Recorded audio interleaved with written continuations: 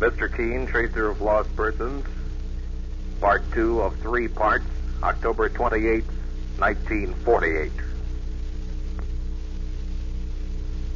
I'd only seen them together on the street. But it's the same girl. With testimony like that, Mr. Keene, I don't think Jane Colwell has a chance. Those are the cases that appeal to me most, Lieutenant. The ones that seem to be what they aren't. What they are? But I don't We'll get in touch with you when you're needed again, Miss Wilson. Thanks for coming in. Very well, Lieutenant Parson. But you're wasting your time continuing this investigation. You've got Howard's murderer in your hands already, and I hope she goes to the electric chair for what she's done. So Lois Wilson was in love with Latham. Looks that way to me, Mr. Keene. Are you really serious about investigating this case? Of course. Why do you ask, Lieutenant Martin? Well, I just hate to see you wasting your time. You're too good an investigator. You're pretty certain you've got the guilty party right now, aren't you, Lieutenant? In my opinion, Jane Colwell hasn't got a chance in a million. Well, that's the chance I'll take. But why? What makes you think there's some hope for her? I'm not sure, Lieutenant. But the worst thing that can happen to anyone is to be accused of a crime and convicted when they're innocent. As long as there's a shred of hope for the Colwell girl, I'll devote every minute of my time to unearthing it. Well, I certainly wish you luck, Mr. Keene. And I hope you win out. You know, if we didn't have such terrific evidence, I couldn't believe it about the girl. She's impressed you that much? Well, she seems to be sweet and completely unspoiled. It's just hard to see her with a gun in her hand out for murder. Well, evidence is evidence, and my job is to base my case on facts, not sentiment. I appreciate that, Lieutenant. Maybe I can supply you with a few additional facts myself. Excuse me. Hello? Lieutenant Martin? Yes? This is Mike Clancy speaking. Oh, how are you, Mike? I'm fine, Lieutenant. Is Mr. Keene there? Yeah, just a minute. Thanks, Lieutenant. Hello? Oh, Mr. Keene, I'm glad I was able to reach you. I've got something important to tell you. What is it, Mike? Well, you remember you asked Iris Colwell to put her address and phone number on a slip of paper? Well? She took a piece of paper from her handbag and wrote on the back of it. Well, after you left the office, I happened to notice the other side of the slip. Yeah? It was a department store receipt with Iris Colwell's name and address on it for something she bought over a week ago. And do you know what it was, Mr. Keene? What, Mike? A red beret.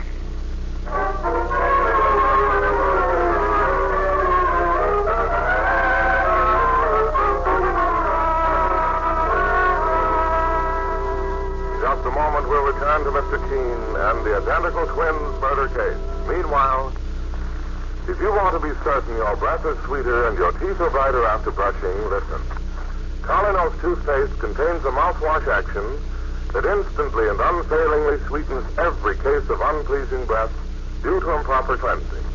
Yes, Colinos mouthwash action actually helps remove food particles between teeth where your toothbrush may fail to reach. That's why Colinos sweetens breath so effectively. At the same time, Colinos brightens teeth beautifully by removing ordinary yellow surface stains. So for sweeter breath, brighter teeth, get Kollynos, Colinos toothpaste or tooth powder tonight. Remember, Colinos mouthwash action instantly and unfailingly sweetens every case of unpleasing breath due to improper cleansing. Remember also that no toothpaste brightens teeth more beautifully than Colinos. Now back to Mr. Keene and the identical twins murder case. Mr. Keene, the eminent private investigator, is in the midst of a baffling investigation involving the murder of Howard Latham, a handsome young man about town who was shot to death while dining in a downtown restaurant. Mike Clancy, Mr. Keene's friend and partner, has just discovered a new and startling clue. And as Mr. Keene returns hurriedly to his office... This is the sales slip I told you about over the telephone, Mr. Keene. I've already called the department store, and they told me the red beret had been bought a little over a week ago. That red beret was the only clue I had. It complicates things, I guess, Mike. Oh, sure, I thought it'd make it clearer. You mean you feel makes your theory even stronger? Well, I said before, Mr. Keene, and I say it again. The girl who came here for help, Iris Caldwell, was putting on an act. She's the one who murdered Howard Latham, not her twin sister that they put in jail. Mike, I've got a hunch. We know where Iris Cole bought her red beret. Now I'm going to find out where her sister Jane bought hers. And with luck, it may lead us to where the killer bought the one she was wearing when she murdered Howard Latham.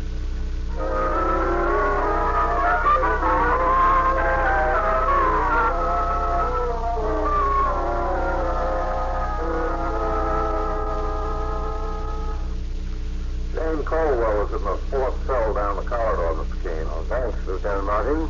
Incidentally, we've already got an indictment against her. She goes to trial in a couple of days. And I'll have to work fast. Have you got anything yet that might help the poor kid? No, but I haven't given up. Well, see you later, Mr. Keene. Right, Lieutenant.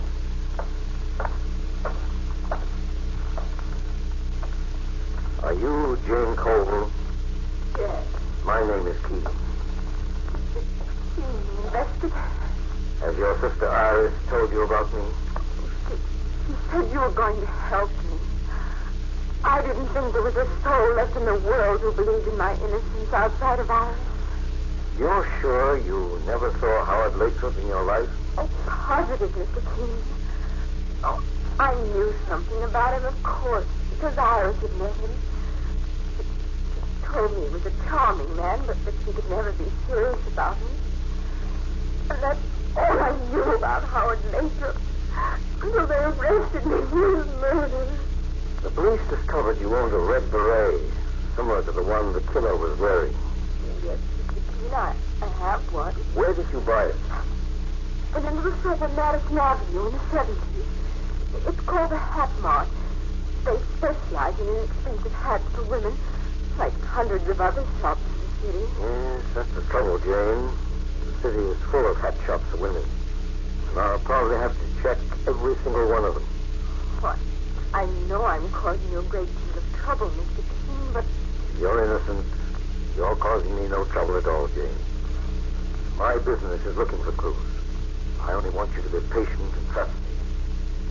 You see, I've got a check on virtually every woman who's bought a red beret in New York during the past 6 months, and it won't be easy. I realize that. But remember this. You've got more than one person on your side. So keep your chin up and your fingers crossed.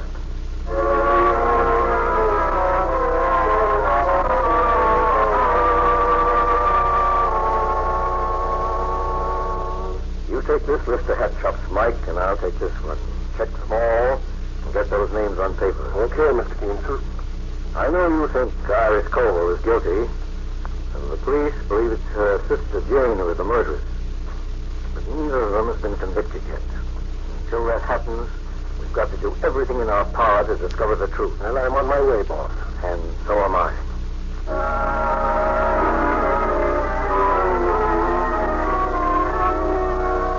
I'm looking for a woman who resembles this photograph, who bought a red beret in your shop sometime during the past few months. This is a criminal investigation. And there's $500 in it if you find her. Sorry, I don't recognize the face. But I'll check my files and see what I can find. She was young and pretty, and she might have bought the beret sometime this summer. Can you help us in any way? We don't even sell red berets, Mr. Clancy.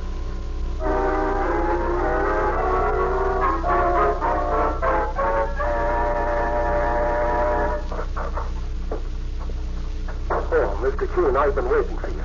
Hey, that's right. Oh, I've checked every store on the list, and it seems to me I've talked with every woman who ever bought a red beret in New York, but I got nowhere, boss. Neither did I. Once I thought I'd found something, a girl who bought a red beret about 6 weeks ago, who might have fitted the description. When I checked, I found she'd gone to California long before the murder occurred. Oh, it looks hopeless to me, boss. It was the only clue we had to work on. Nothing develops, I'm afraid, that one of those Colwell girls is going to suffer. I'll take it, Mike. Hello? Is this Mr. Keene? Yes. This is Mr. Crawford. My wife and I run the hat shop on 60th Street. You visited day before yesterday? Oh, Oh, yes. You offered $500 reward if we could lead you to a girl who wore a red beret, and we couldn't help you. But maybe I've got some information for you now. What is it, Mr. Crawford? An attractive young woman came in here this morning and asked to see a beret. She seemed to look something like that photograph you showed me. Did you get her address? No, Mr. Keene, but she's coming back. I told her we didn't have a beret in stock, but we could get one for her. She'll be in for it at 3 this afternoon. Good. It's 1:30 now. I'll be down in half an hour to give you some instructions. Thanks for calling, Mr. Crawford. Not at all, Mr. Keene. Come on, Mike. You mean they found the girl, Mr. Keene? I'm not certain yet, but maybe the hunch I had is paying off at last. In any case, we'll know within 2 hours.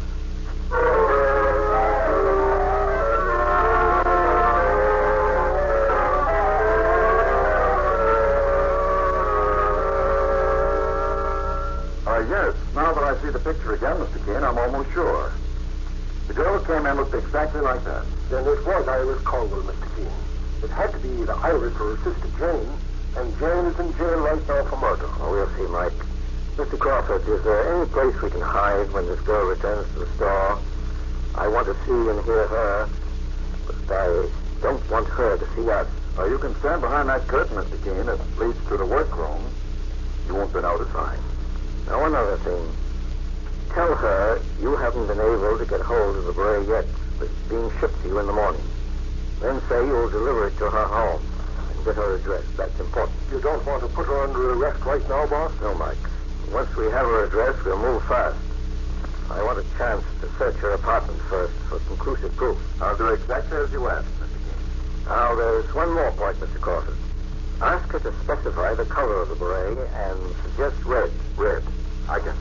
Then let her leave the store. From that point on, I'll take over myself.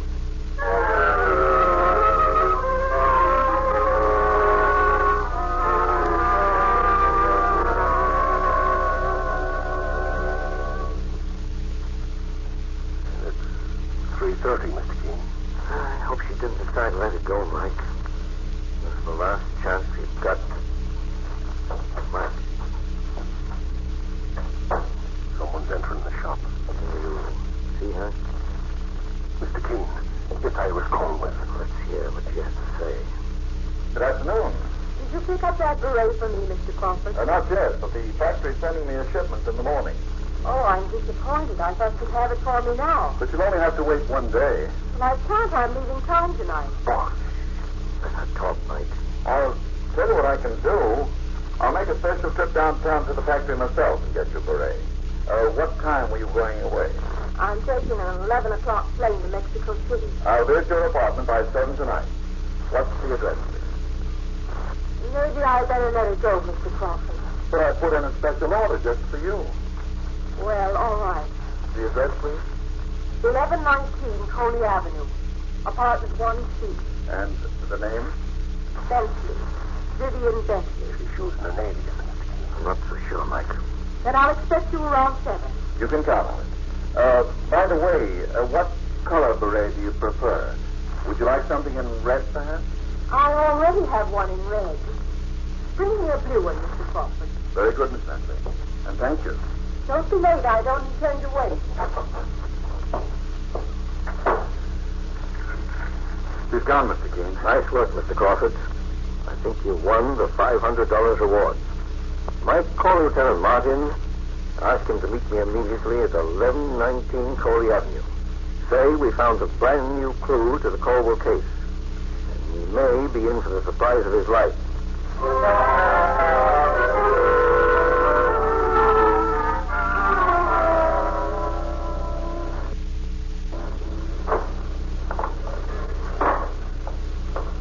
Hello, Lieutenant Martin. I came as soon as I got your message, Mr. Keene. What's up?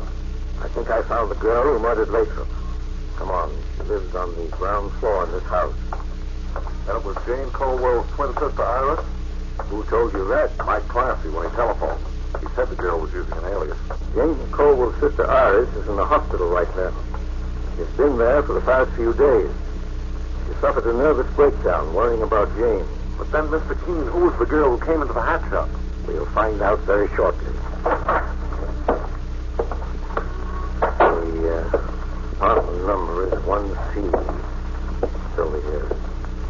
gun handy, Lieutenant Martin? Sure. Let's go. Who is it? Telegram.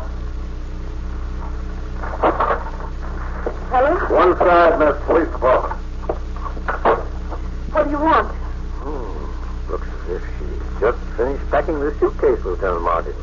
Let's have a look inside. Don't touch that picture. Let's have no nonsense, Miss Bentley. Stand aside now. There's nothing in there. Nothing? Take a look at this, Lieutenant Martin. Mr. Keene, it's a .45 caliber revolver. Yes. There's a bullet from a .45 that killed Lathrop. And here's the red beret we were looking for. We have all the evidence we need, Mr. Keene. And I can see how those witnesses made a mistake. Why, this girl looks enough like Jane Colwell to be her twin sister. She is Jane Colwell's sister. And ours is too. Perhaps I should say half-sister. How do you know that? When children are born, Miss Bentley, there are birth records.